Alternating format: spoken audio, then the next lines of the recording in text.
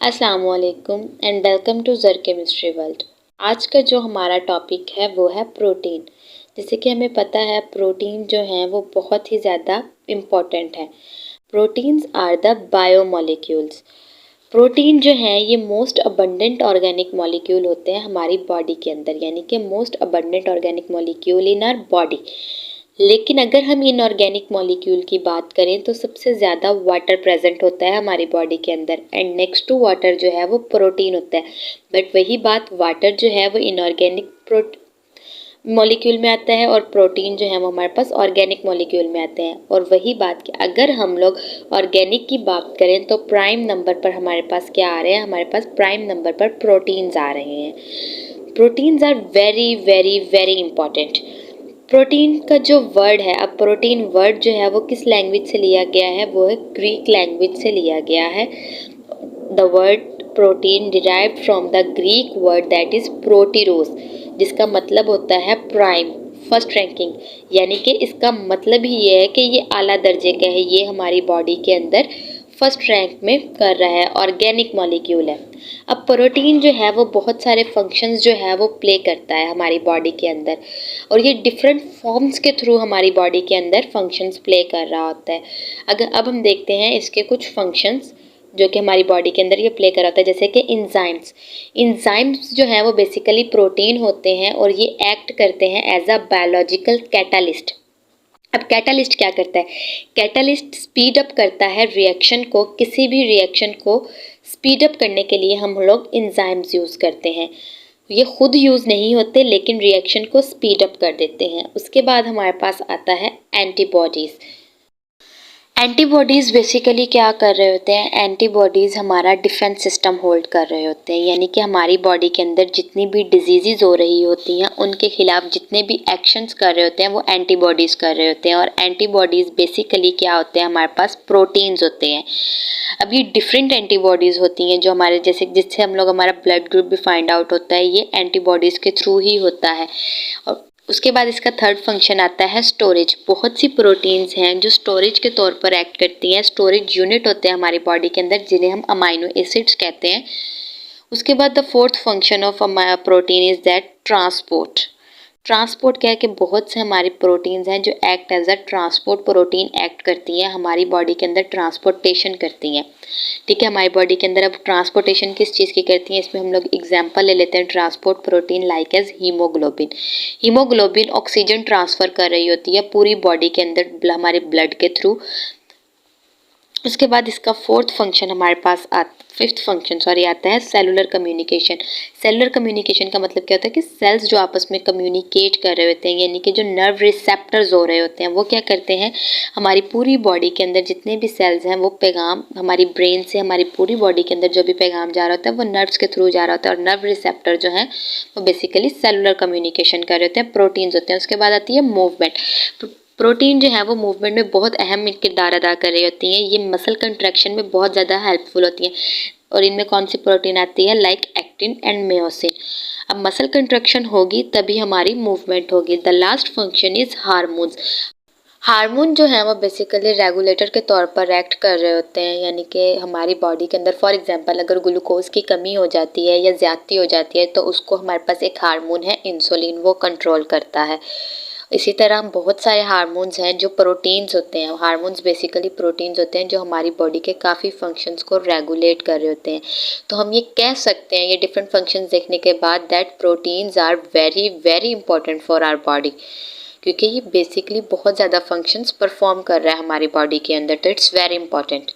Now we discuss अब composition of protein के protein जो है वो किस किस चीज़ से मिलकर बने हुए थे। तो उनमें आते हैं hydrogen, carbon, oxygen, nitrogen and sometime sulphur. Sulphur हमेशा प्रेजेंट नहीं होता लेकिन कुछ प्रोटीन्स हैं जिनके अंदर सल्फर प्रेजेंट होता है। Now we discuss about the structural unit. हर एक चीज़ का एक स्ट्रक्चरल यूनिट होता है। मोनोमर्स होते हैं। कभी भी लार्ज मॉलिक्यूल्स डायरेक्टली नहीं बनते, हमेशा उनके मोनोमर्स होते हैं। छोटे सब्सटेंसेस से ही मिलकर हमेशा बड़े सब्सटेंसेस बनते हैं। अब जो प्रोटीन है वो एक लार्जर मॉलिक्यूल है, उनका स्ट्रक्चरल यूनिट क्या है? उसका बेसिकली जो स्ट्रक्चरल यूनिट है, जो मोनोमर है, वो है amino acid. Proteins are made up of small units called amino acids. Protein के जो मोनोमर्स हैं वो होते हैं अमाइनो एसिड्स। उसके बाद जो अमाइनो एसिड होता है वो एक ऐसा ऑर्गेनिक मॉलिक्यूल है जो मिलके बनता है both amino group and carboxyl group. इसके अगर आप लोग ऑर्गेनिक केमिस्ट्री पढ़ी है तो आपको पता है कि उसके अंदर फंक्शनल ग्रुप्स होते हैं, और वो फंक्शनल ग्रुप कौन से होते हैं, इसमें है फंक्शनल ग्रुप जो अमाइनो एसिड में आता है वो आता है amino group and carboxylic group. Carboxylic acid होता है बेसिकली, और अमाइनो का अमाइनो लें और कार्बोक्सिलिक ग्रुप का कार्बोक्स एसिड लें तो हमारे पास क्या आता है, अमाइनो एसिड आता है। Now we discuss about the structural formula of amino acids कि अमाइनो एसिड्स का स्ट्रक्चरल फार्मूला क्या होता है। तो स्ट्रक्चरल फार्मूला ये होता है कि आपको पता है इसके अंदर एक अमाइनो ग्रुप आता है, एक कार्बोक्सिलिक ग्रुप आता है। जनरली जो है अमाइनो एसिड का जनरल फार्मूला जो है वो बिल्कुल सेम होता है तमाम अमाइनो एसिड्स के लिए, लेकिन अगर आप ये देखें कि जनरल फार्मूला सेम है तो फिर तमाम अमाइनो एसिड्स जो है वो सेम होंगे, लेकिन ऐसा बिल्कुल नहीं होता। इनके अंदर डिफरेंट कहाँ आता है अमाइनो एसिड्स के एक दूसरे के अंदर, इनके आर ग्रुप की वजह से आता है। आर ग्रुप बेसिकली क्या होता है, अल्काइल ग्रुप होता है इसके अंदर, जिसकी वजह से डिफरेंस आता है। अब आप ये देखें, ये हमारे पास एक अमाइनो ग्रुप अटैच है, एक कार्बोक्सिलिक ग्रुप अटैच है और अल्काइल ग्रुप अटैच है। अब मैंने आपको एक सेपरेटली करके दिखाया कि अमाइनो ग्रुप कौन सा है और कार्बोक्सिलिक ग्रुप कौन सा है। NH2 amino group and carboxylic group. उसके बाद जिस कार्बन के साथ ये दोनों ग्रुप्स अटैच हैं उसे हम लोग कहेंगे अल्फा कार्बन। उसी कार्बन अल्फा के साथ एक हमारे पास अल्काइल ग्रुप अटैच होता है और एक हाइड्रोजन ऐड होता है। जो अल्काइल ग्रुप अटैच होता है उसे हम बेसिकली कहते हैं वेरिएबल अल्काइल ग्रुप। इसे हम लोग वेरिएबल अल्काइल ग्रुप इसलिए कहते हैं क्योंकि ये हर अमाइनो एसिड के अंदर चेंज होता है। उसके बाद आते हैं हमारे पास अमाइनो एसिड्स। अमाइनो एसिड्स जो हैं वो बेसिकली हमारे पास कितने होते हैं, 20 अमाइनो एसिड्स होते हैं, जो कि वेरी वेरी इंपॉर्टेंट है फॉर द प्रोटीन सिंथेसिस। अब ये प्रोटीन अमाइनो एसिड्स जो हैं वो इसेंशियल भी हो सकते हैं, नॉन इसेंशियल भी हो सकते हैं, जिनसे मिलकर हमारी पूरी बॉडी की प्रोटीन्स बनती है। बट इन रिसेंट रिसर्चेस, जो अभी रिसेंटली रिसर्चेस हुई हैं, उसमें बताया गया है कि ये जो 20 टाइप ऑफ अमाइनो एसिड्स हैं जो इसेंशियल भी हैं और नॉन इसेंशियल भी हैं, जिनसे प्रोटीन बनी होती है, अब वो 20 नहीं है, वो 21 है। तो round about 20 to 21 type of amino acids होते हैं जो प्रोटीन सिंथेसिस करते हैं हमारी बॉडी के अंदर। अब on the basis of alkyl group जो अमाइनो एसिड्स होते हैं वो क्या होते हैं, वो हाइड्रोफोबिक भी हो सकते हैं, यानी कि नॉन पोलर वाटर हीटिंग भी हो सकते हैं, या फिर वो हाइड्रोफिलिक हो सकते हैं, पोलर वाटर लविंग।